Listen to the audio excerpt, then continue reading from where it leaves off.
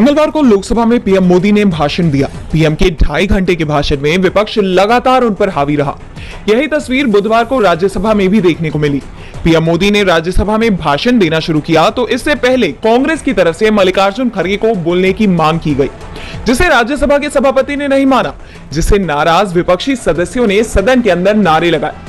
जब मोदी ने अपना भाषण शुरू किया तो विपक्ष ने एलओपी को बोलने दो, मणिपुर, संविधान, नीट जैसे तमाम मुद्दों पर नारेबाजी कर सरकार को घेरना शुरू कर दिया।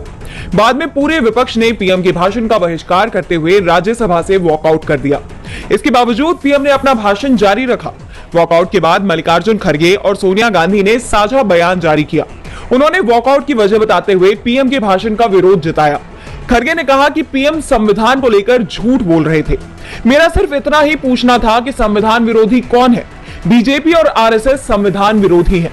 संविधान निर्माण के वक्त संघ ने इसका विरोध किया था, इसलिए हमने सदन से इसके विरोध में वॉकआउट करना बेहतर समझा। देखा जाए तो पीएम दोनों ही सदनों के भाषणों में अपनी पीठ थपथपाते हुए नजर आए। वहीं विपक्ष द्वारा उठाए गए नीट, अग्निवीर, हाथरस जैसे तमाम अहम मुद्दे उनके भाषण से नदारद रहे।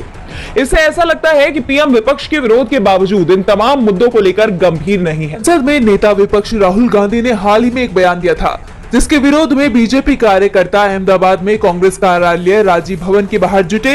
कार्यकर्ताओं ने कांग्रेस कार्यालयों के बाहर उग्र प्रदर्शन किया और ऑफिस का घेराव करने के नाम पर जमकर हंगामा किया। कांग्रेस कार्यालय पर पथराव किया, बाहर लगे होर्डिंग बैनरों को नुकसान पहुंचाया। दावा किया जा रहा है कि बीजेपी के कार्यकर्ता राहुल गांधी के संसद में दिए गए बयान से नाराज थे। कांग्रेस कार्यालय पर हुए हमले को लेकर राहुल गांधी ने प्रधानमंत्री नरेंद्र मोदी और बीजेपी को एक बार फिर अपने निशाने पर लिया है। राहुल ने ट्वीट कर लिखा, गुजरात कांग्रेस कार्यालय पर हुआ कायरतापूर्ण और हिंसक हमला भाजपा और संघ परिवार के बारे में मेरी बात को और पुख्ता करता है। हिंसा और नफरत फैलाने वाले भाजपा के लोग हिंदू धर्म के मूल सिद्धांतों को नहीं समझते। गुजरात की जनता उनके झूठ के पार साफ दिख सकती है और भाजपा सरकार को निर्णायक सबक सिखाएगी। मैं फिर से कह रहा हूं, इंडिया गुजरात में जीतने वाला है। गुजरात में 2027 में विधानसभा के चुनाव होंगे। राहुल ने साफ कर दिया है कि इंडिया गठबंधन गुजरात जीतेगा। अब उनके टारगेट पर गुजरात आ गया है। राहुल के बयान से बीजेपी नेताओं के होश उड़ गए हैं, जिसके बाद से बीजेपी कमजोर पड़ती दिखाई दे रही है। हेमंत सोरेन एक बार फिर झारखंड के सीएम बनेंगे। सोरेन ने राज्यपाल के सामने सरकार बनाने का दावा पेश कर दिया है और राज्यपाल ने इसे स्वीकार कर लिया है। इससे पहले रांची में पूर्व सीएम हेमंत सोरेन के आवास पर इंडिया गठबंधन के विधायक दल की बैठक हुई, जिसमें हेमंत को सर्वसम्मति से इंडिया गठबंधन के विधायक दल का नेता चुन लिया गया। इसी बैठक में सबसे पहले सीएम चंपई सोरेन ने सीएम पद से अपने इस्तीफे की पेशकश भी की, जिसे स्वीकार कर लिया गया है। बाद में चंपई सोरेन ने ही बैठक में हेमंत सोरेन को झारखंड का अगला सीएम बनाने का प्रस्ताव रखा। राज्य के राज्यपाल सीपी राधाकृष्णन के रांची में नहीं होने के चलते हेमंत सोरेन को सरकार बनाने का दावा पेश करने में कुछ इंतजार करना पड़ा। राज्यपाल 7 बजे रांची लौटे। इसके बाद शाम करीब 7:30 बजे चंपई सोरेन और हेमंत सोरेन राज्यपाल से मिले। पहले चंपई सोरेन ने अपना इस्तीफा राज्यपाल को सौंपा, जिसे राज्यपाल ने स्वीकार कर लिया। इसके बाद हेमंत सोरेन ने इंडिया गठबंधन के नेताओं के साथ राज्यपाल के सामने सरकार बनाने का दावा पेश कर दिया। उन्होंने अपने समर्थन में विधायकों की सूची भी राज्यपाल को सौंपी। अब राज्यपाल हेमंत सोरेन को सीएम पद की शपथ दिलाएंगे। उनके साथ 1 दर्जन मंत्री भी शपथ ले सकते हैं। मंत्रिमंडल में ज्यादा बदलाव की संभावना नहीं है। चंपई सोरेन के मंत्रिमंडल में शामिल अधिकांश लोगों को एक बार फिर से मौका दिए जाने के संकेत मिल रहे हैं। तो वहीं चंपई सोरेन को संगठन में बड़ी जिम्मेदारी सौंपने का फैसला लिया गया है। बताया जा रहा है कि चंपई सोरेन इंडिया गठबंधन की समन्वय समिति के चेयरमैन बनाए जा सकते हैं। आज इंडिया गठबंधन की बैठक से यह साफ भी हो गया है कि इसी साल के आखिरी में होने वाले झारखंड विधानसभा चुनाव में हेमंत सोरेन ही इंडिया गठबंधन का नेतृत्व करेंगे।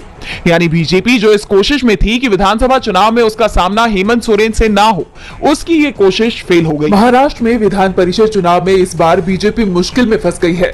वोटों का गणित उसके साथ है, लेकिन क्रॉस वोटिंग का खेल इस बार उस पर भारी दिखाई दे रहा है।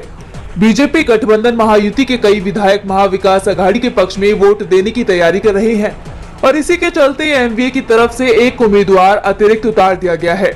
महाराष्ट्र में विधान परिषद की 11 सीटों पर वोटिंग होनी है और विधायकों की संख्या के हिसाब से एमवीए को 2 और महायुति को 9 सीट मिलनी थी, लेकिन एमवीए ने 3 उम्मीदवार उतार दिए हैं, जिससे बीजेपी गठबंधन का खेल खराब होना तय माना जा रहा है।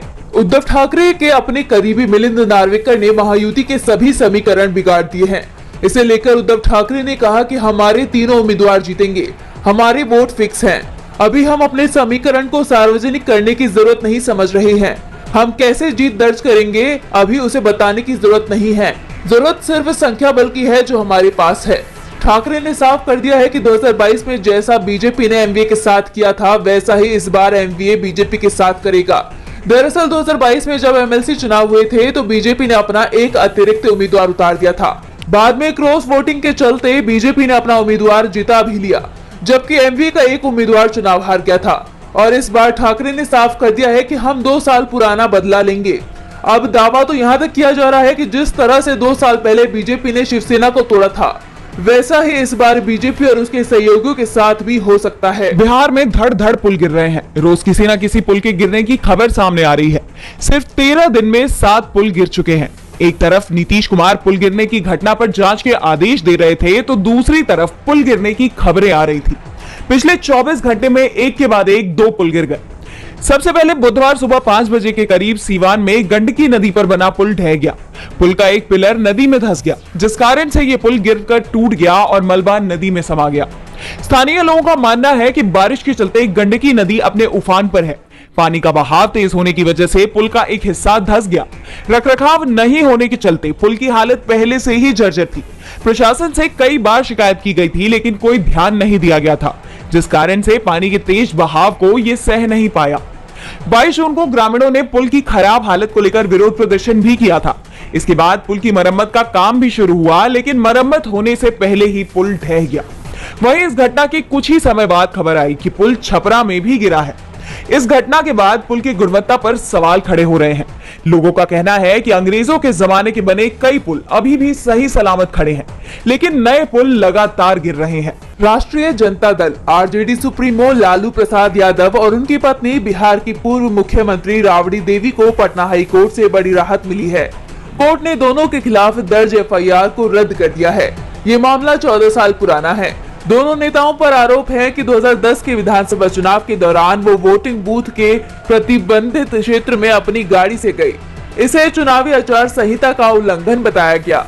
मामले में दोनों के खिलाफ पटना हवाई अड्डा थाना में एफआईआर दर्ज की गई थी।